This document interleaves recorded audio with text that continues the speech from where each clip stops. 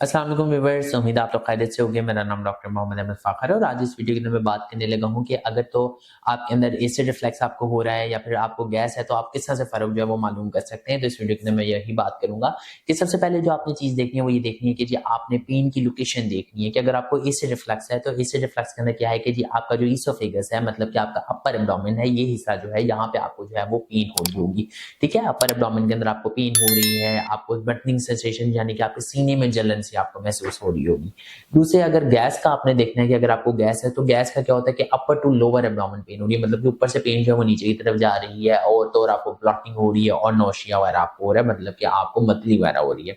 इसके बाद जो चीज़ आपने देखनी है वो देखनी है, आपने टाइमिंग देखनी है कि जो अगर तो आपको एसिड रिफ्लक्स है, एसिड रिफ्लक्स की जो टाइमिंग होती है वो आफ्टर द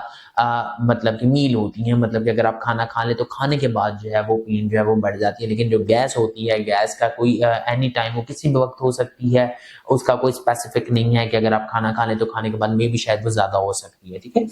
इसके बाद अगर मैं बात करूं कि जी जो चीज़ आपने देखनी है वो आपने कुछ सिम्टम्स देखने हैं कि जी अगर एसिड रिफ्लक्स है आपके तो एसिड रिफ्लक्स के अंदर जो सिम्टम आता है वो ये आता है कि जी आपको जो खुराक है वो आपके मुंह को आ रही होती है, मतलब कि आपको वॉमिटिंग सी हो रही होती है और उसमें सिर्फ एसिड होता है और आपके मुंह का जायका जो होता है वो कड़वा सा हो रहा होता है। ठीक है, मिर्च ऐसी लाइक आपको फील हो रही होती है, वो कड़वा लग रहा होता है आपको।